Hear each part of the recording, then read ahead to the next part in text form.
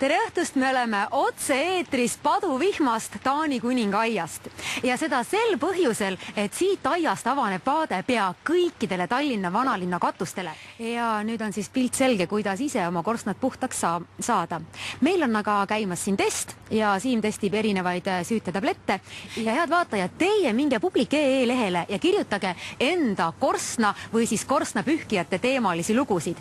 Äkki olete saanud mulle pühkijal näiteks nööbist kinni ja teie soov on täitunud või olete ise esimest ja ainukest korda korstna otsa roninud. Pange see kõik publik.ee lehele kirja ja parima loo autor saab endale piletid sellisele ägedale tuleshowle, mis minu selja taga parasjagu toimub.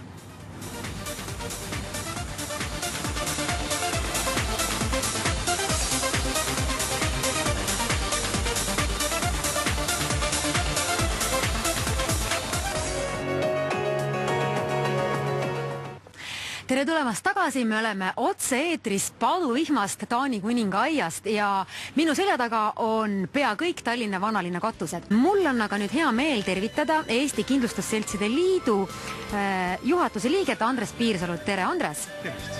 Kui on korsten pühkimata ja kodus juhtub tuleõnnetus, siis kuidas kindlustus sellesse suhtub? Kui on juhtumi menetlemisel üheselt selge, et juhtum on põhjustatud tuha põlemisest küttekoldes, siis on kindlustusandjal õigus kahju hüvitist vähendada. See on eelkõige seotud asjaoluga, et kindlustusandja, kui ta tehingu teeb, eeldab, et klient on ise huvitatud oma vara säilimisest ja teeb kõik selleks, et temaga õnnetust ei juhtuks. Selle pinnal tehaksegi kindlustuspakkumine ja hinnastatakse risk, et jah. Kui sageli peaks korstnapühkija külla kutsuma, et kindlustus oleks ka sellega nagu päri, et see korsten on piisavalt õigeaegselt ja tihti puhastatud? Üldine soovitus on ikkagi selline, mis tuleneb konkreetselt ka seaduse nõuetest, et vähemalt kord aastas võiks objektil käia korstnapühkija, kes on selleks kvalitatud ja dokumentidega, kes saab lisaks sellele, et saab väga hästi hakkama korstna puhastamisega, oskab kindlasti ka anda nõu, mis puudutab üldist tuleohutust objektil, et kui inimene teeb seda ise, siis ta ei pruugi kõiki selliseid nüansse nagu märgata.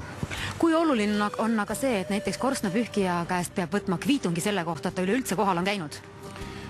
No eeldus on ikkagi see, et kui on nagu korstnapühkija käinud ja oma tööd teinud, siis selliseid juhtumeid ei esine. Siin juures tulebki tegelikult märkida, et kui me räägime konkreetselt kindlustuse klientidest, siis praktiliselt selliseid juhtumeid, kus tuhapõlengust saab alguse hoonepõleng, ei esine.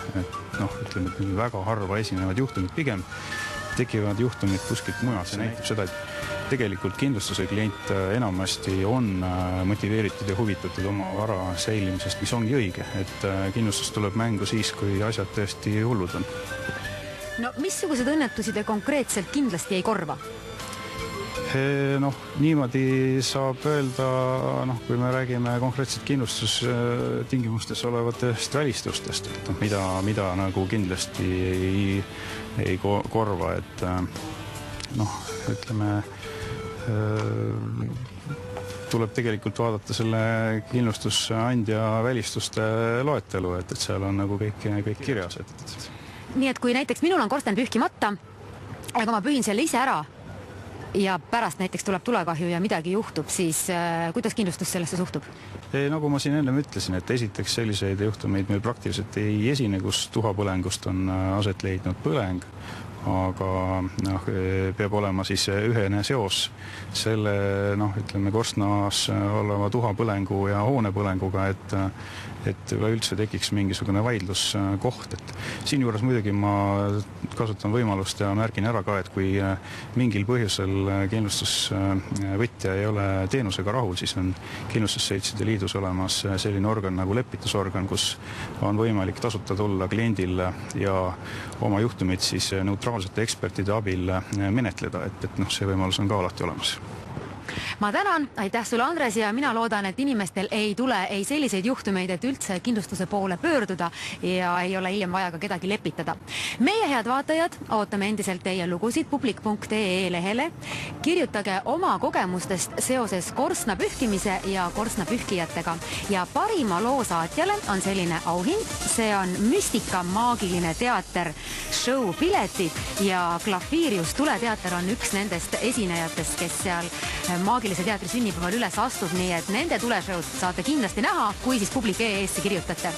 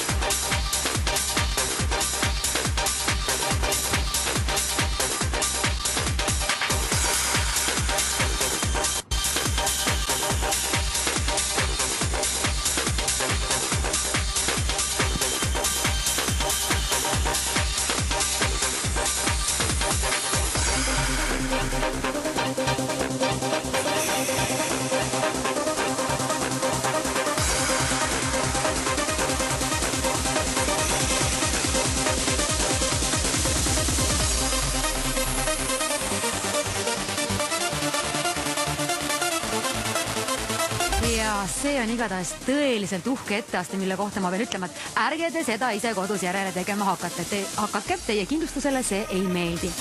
Margarita, ütle, kus sellist asja õppida saab? Sellest asja saab õppida meie juures näiteks ja novembrikuust hakkavad pihta jälle trennid ja tunnid ja uus hooaeg, nii et kõik, kellel on huvi, palun tulge. Kirjutage, helistage ja kindlasti õpetame ja näitame. Margarita, kui palju sa ise alguses kartsid, et see tuli põletab või teeb sulle haiget? Ega isiklikult mina ei kartnud, aga see on, nagu ma olen märganud, inimeste jaoks selline asi nagu näiteks langevarjuga hüppamine, et sa esimest korda natuke pelgad ja kardad ja siis hakkab meeldima ja ongi nii. Kus kohast te veel üles astute, et täna siin meie saates on teid näha, aga kus teid veel näha võib? No järgmine üritus on meil näiteks meie head sõbrad ja Müstika maagiline teater kutsus meid oma sünnipäevale esinema ja 8. oktoobril saab meil seal näha ja peale selle me veel sõidame siin Gruusiasse ja järjekordselt esinema välismaal ja no siis, kui oleme Eestis, siis püüame ka Eestis maksimaalselt esineda, nii et hoidke silmad lahti ja me oleme igal pool teie ümber. No meie siin räägime täna tulest ja me teeme siin saate testi, meil on tulekustuti kõrval, et kas teie teete ka alati nii, et teil on tuletekk või tulekustuti või kuidas teie enda ja enda meeskonna liikmete ohutust nagu tagate? Kindlasti, et sellepärast ma kutsungi kõik eelkõige trenni tulla. Meie trennide ja tundide 60% on põhimõtteliselt suunatud tuleohutusele ja õigele tule käsitlemisele. Et see on üks väga tähtsaid küsimusi, mille peale inimesed ei pööra piisavalt palju tähelepanu. Ja see on üks meie eesmärkidest õpetada inimestele tulega õiget ümberkäimist.